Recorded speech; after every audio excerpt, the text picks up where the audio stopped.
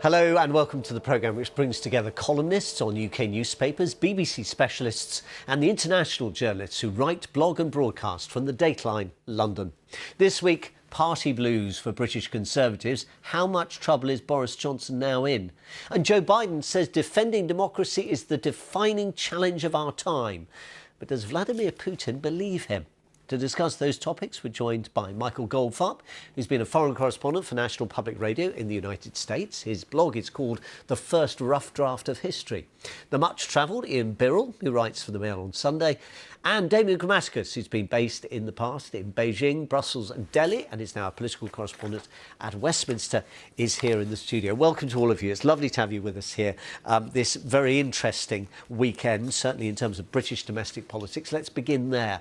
We still don't know whether a party took place in Downing Street last Christmas, nor whether strict COVID rules which affected the whole of the country at the time were broken. Yet, thanks to a video leaked on Wednesday, apparently by someone inside the British government, an allegation knocking around for more than a week has become weaponised. Boris Johnson insists he wasn't in number 10 at the time. If he fumbles this one, he may not be in there for very much longer. Damien, how did an allegation about a party become a threat to Boris Johnson's longevity as Prime Minister? Well, I should actually say, first of all, we have been told by quite a few sources that absolutely there was a party. There was a party. I mean, there's a lot of wriggling around the issue, but there was. This is last Christmas, in the run-up to Christmas. And the reason it's such a big issue is at the time, the government had been telling everyone in the UK, the rules were you could not meet indoors for an event like that. And many, many people at the time went to great lengths to follow the rules. They didn't visit elderly relatives. They left old parents have Christmas on their own. They didn't visit dying relatives in hospital. They went through all of these privations. And yet what came out, first of all, was the news that there had been this party, or the confirmation there had been this party. And then also the video. That's what really, I think, sort of put a sort of rocket booster under this story. And this video was kind of not for broadcast. It was a sort of almost like a practice run of a kind of question and answer session with the woman who was then the Prime Minister's spokesperson. Yeah, so this wasn't a video of the party. This was a couple of days after, last year, a rehearsal for a press conference by the then press secretary. So behind closed doors, rehearsing, and her colleagues, the hand-picked top advisors of the Prime Minister, saying to her, well, how would you defend it? We've just heard the reports that so they were pretending to be like you. Pretending to be, yes, exactly. Pretending to be saying, we've just heard reports. There's been a party, but this isn't allowed. How would you defend this? And she stutters and stumbles and says, "How would I defend it?" And then there's laughter. There's suggestions. Well, we could say it was a business meeting. There was wine and cheese, and more laughter. And it's deeply uncomfortable for the government and has caused huge anger. Boris Johnson had already said there was no party. He believed the assurances. He said the same again, but he's now announced an investigation. And this story is going to keep going for a bit.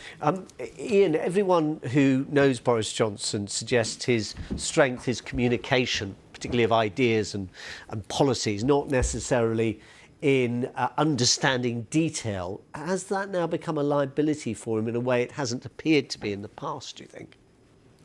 I think it's less about detail, it's more about character and the type of person he is. The Tory party has been prepared to overlook his personal flaws, which have been there in the open. He was sacked as a newspaper writer for telling untruths. He was sacked as a shadow minister for telling untruths about an extramarital affair. And I think what we're seeing is the character flaw.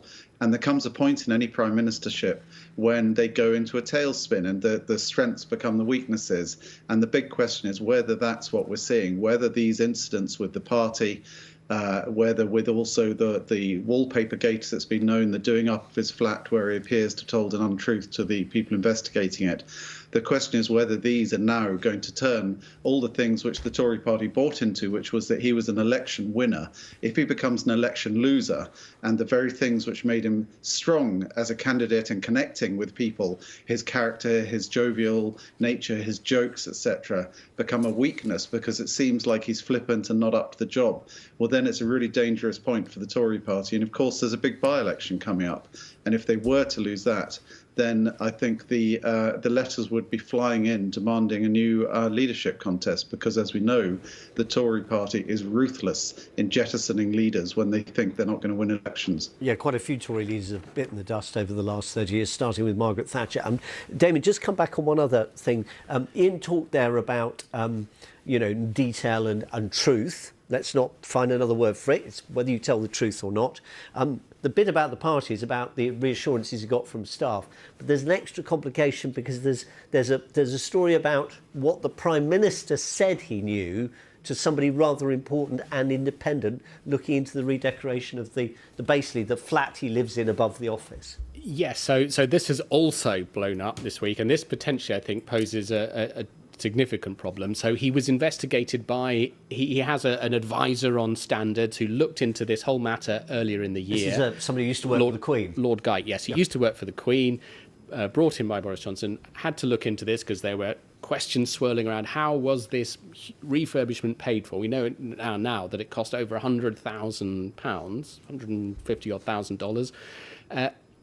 And what Boris Johnson said at the time was he didn't know how it had been paid for. It had come through a sort of a trust, or they were trying to set up a trust. Now what came out this week were messages suggesting that Boris Johnson sent earlier to the man in charge of it, suggesting that he may have known where that this money was or the money was coming through there. The defence is still he doesn't know the exact source. Yeah. But if he misled that advisor, that's the question now. That would be a very serious offence under the rules for ministers. Now, Michael, the day after the video emerged, and following a rather torrid session of Prime Minister's questions in the House of Commons, Plan B COVID restrictions were announced for England. I mean, one Tory MP actually accused Boris Johnson directly to his face of using this as a diversionary tactic. But, I mean, if it is, it's not a particularly helpful one, is it, for Conservatives? Because a lot of them aren't very happy with COVID restrictions anyway.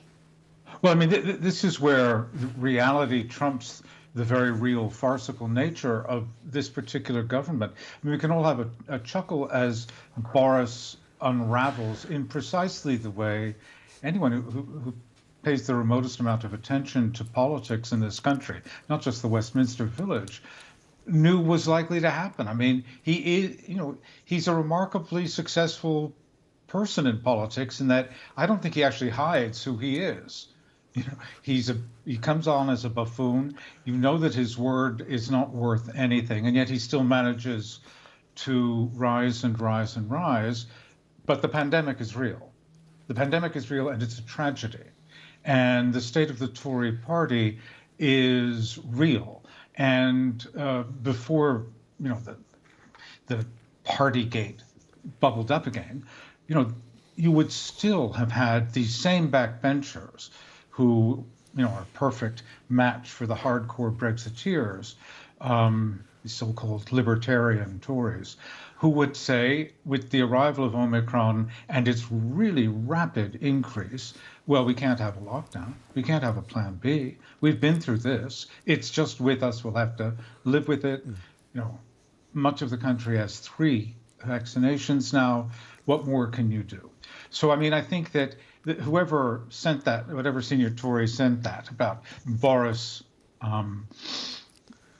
somehow magicking up the day, a change of discussion with Plan B things with COVID, is being disingenuous. He would have been against it if there'd been no Partygate. So I think that that's the case. But I mean, what I think is interesting, and Ian and Damien both spend a lot more time in Westminster than I do. How is it possible that at a certain point, even the Tory party, lovers of political power that they are, didn't say, well, look, this is a bargain too far. This is like, it's like buying a cheap fur coat down at the market. It's not really going to be up to snuff. It's not up to quality. And how is it that they managed to stay with Boris this long?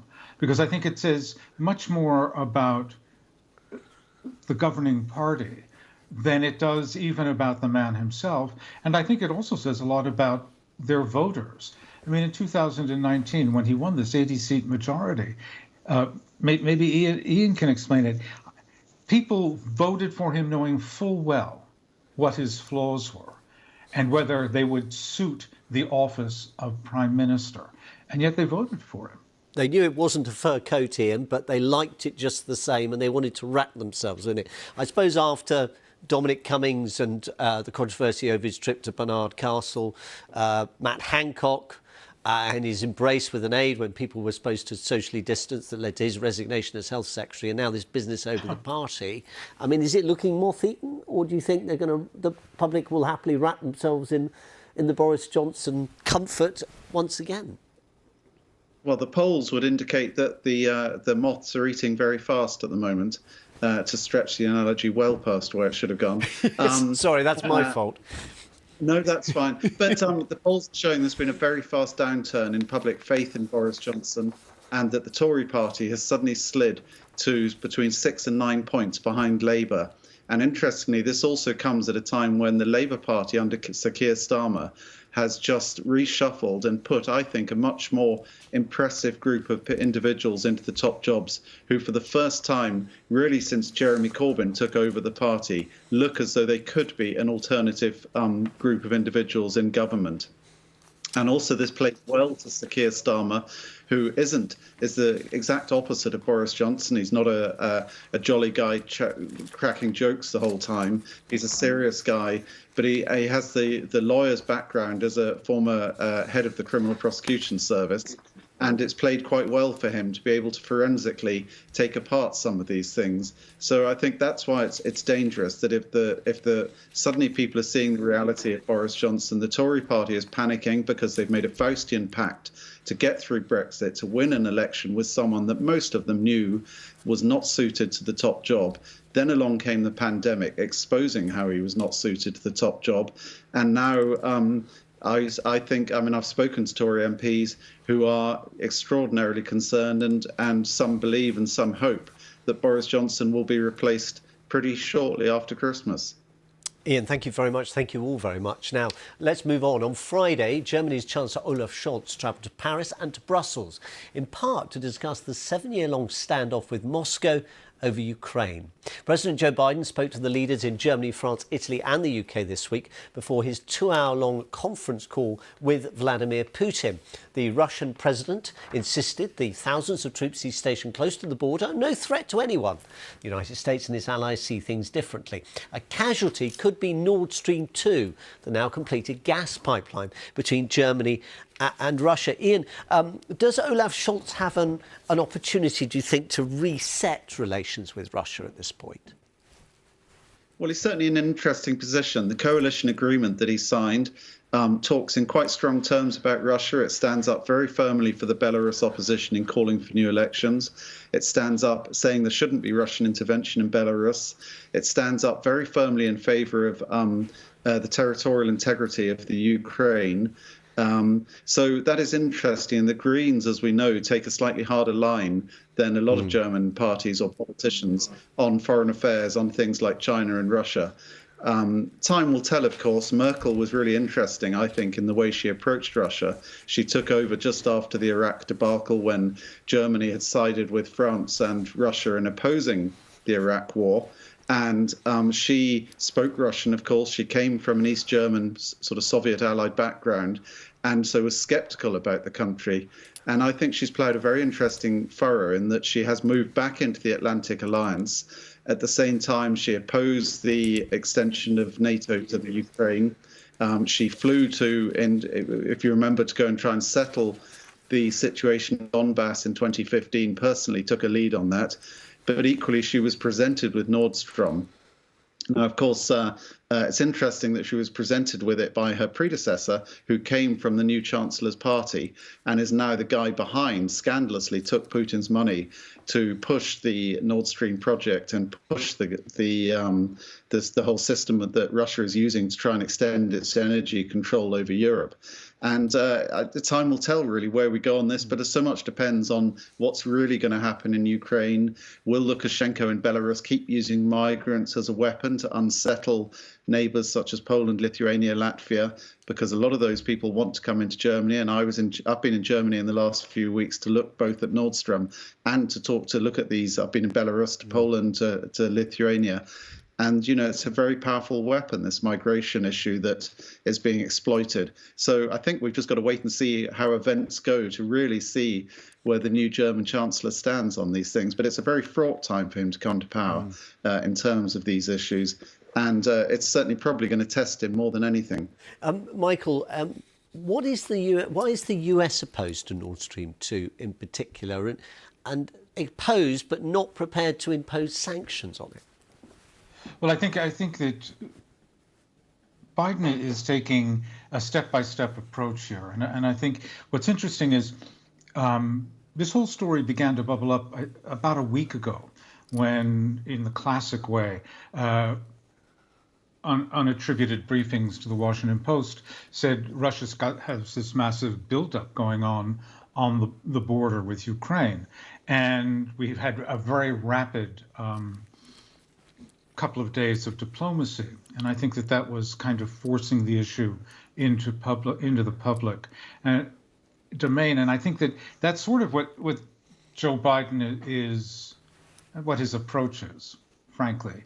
To understand Biden's approach to this kind of foreign policy issue, potential crisis, is you have to remember that he's basically a senator, a senior senator. And he's always looking for the topic you can talk about rather than the crisis you need to confront.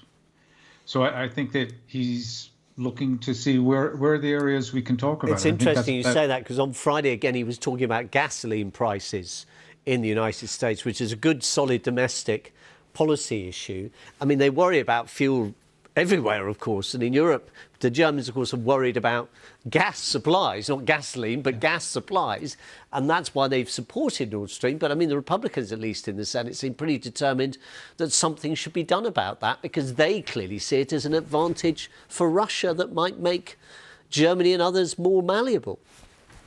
More malleable, Sean, more willing to toe the line with Russia rather than confront it. No, I think that's wrong. I mean, I think, look, the Republican Party doesn't have that much, isn't that geopolitically sophisticated. I mean, I think that if they indeed felt that way, I think they were much more frustrated. In fact, I know they were much more frustrated by Angela Merkel's approach to Russia, which, by the way, is not that different than Joe Biden's. I mean, Merkel and Putin are of an age. They grew up in Soviet times. And Merkel also felt if you're talking rather than provoking crises, that's a better thing than trying to engage in brinkmanship. And just one last thing. Yep. 30 years ago this week was the conference in which the Soviet Union officially wound itself up. The treaty was signed on December 25th. Ukraine, Belarus, and Russia agreed that there was no more Soviet Union. There would be something new called the CIS. And it wouldn't surprise me if some of this pressure being brought by Vladimir Putin is in fact because he's aware that it's the 30th anniversary. I think this means something to Putin. I don't think anybody in the West even remembers it. Well, Lukashenko is still in his home court. Ukraine no longer is. And I think he's going to make it uncomfortable, but it's a question of, can you diffuse it? Confederation of Independent States, as you said, 30th anniversary coming up. Damien, Friday was visits to Paris, but also to Brussels, not just the EU quarter, but the headquarters of NATO. Do either of those organisations, do you think, have a clear position on Russia? Well, I think NATO, do, yes, clearly, and we've been hearing from them today saying that NATO spokesperson saying, that when it comes to Ukraine, that there will be, he said, on Ukraine, we're not negotiating the right of countries to choose their own path. That's Ukraine, Yep. Ukraine, whether it would one day become a NATO member. But that's really not actually, I think, likely for a very long time. And partly because European countries, NATO countries, know how difficult an issue this is, how problematic an issue it is for Russia. And one of President Putin's demands seems to be of President Biden is guarantee that that Ukraine wouldn't join NATO. But I think it's interesting there to see that, why is President Putin doing this at the minute? Why has he put 175,000 troops on the border, created this climate of this extreme tension?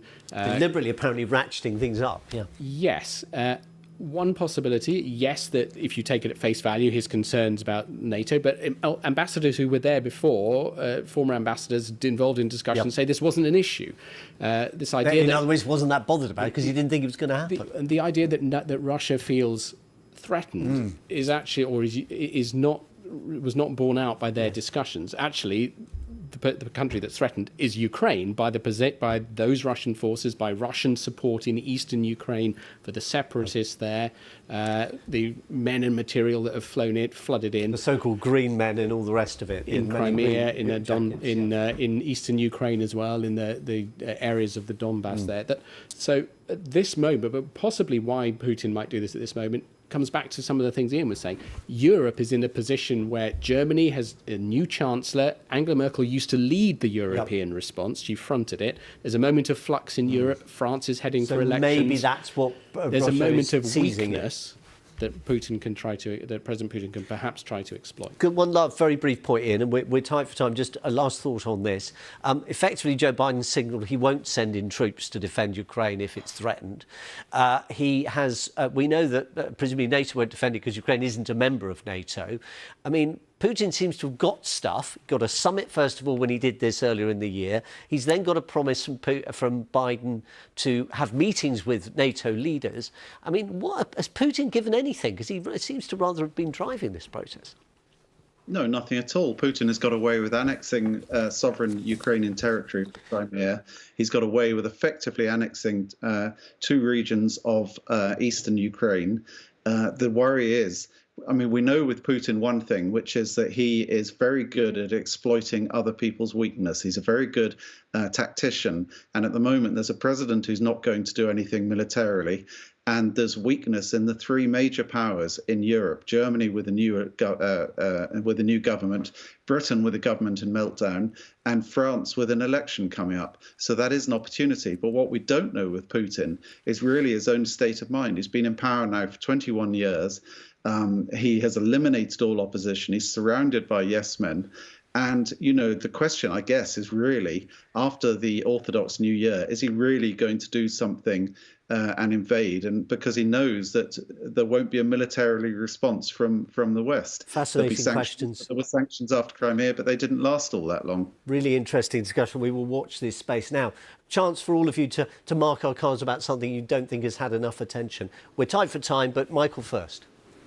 Well, early this week when the Partygate thing reared its ugly head again, just before that, I mean, one of the lead stories of the morning was a whistleblower, I think in the Foreign Office, had published a report saying that in Afghanistan during the chaos of August, as the last flights were leaving Kabul to safety as the Taliban took over, that somehow rescue dogs were given priority on flights out to Afghan staff who had worked at the British Embassy. And I thought, well, when I read that, my jaw dropped. I mean, it's just beyond belief. I mean, that I'm all for rescue dogs and saving animals, but, in that situation, you prioritize the human beings who risk their lives for years working at your embassy. You don't even think about the dogs. And it somehow disappeared because the Westminster story had more legs. And I do hope someone can revisit that and nail it down, because it's an absolutely disgraceful thing. And if Downing Street or the Foreign Office knew about it, that's really, really disgraceful. Thank you very much. Ian Birrell. I would just say that it's the 2nd anniversary of the pandemic on Wednesday, December the 8th.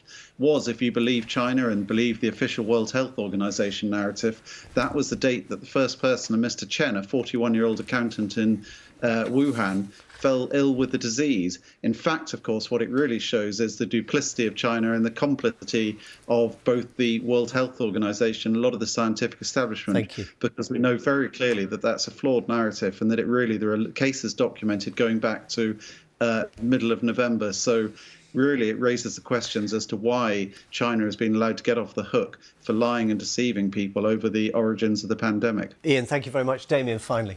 I'd like to go to China too, and the situation in Xinjiang, the really severe repression in Xinjiang of Uyghur people, Uyghur culture, the internment camps, up to 1 million people in there. And I think what's really significant actually this week in London, chaired by a senior judge, a tribunal, not a formal court, but like one, found that this amounted to, under any legal justification, genocide, cultural and societal genocide. Thank you very much. Thank you all very much. That's Dateline for this week. Thanks for your company. We'll see you same time next week. Goodbye.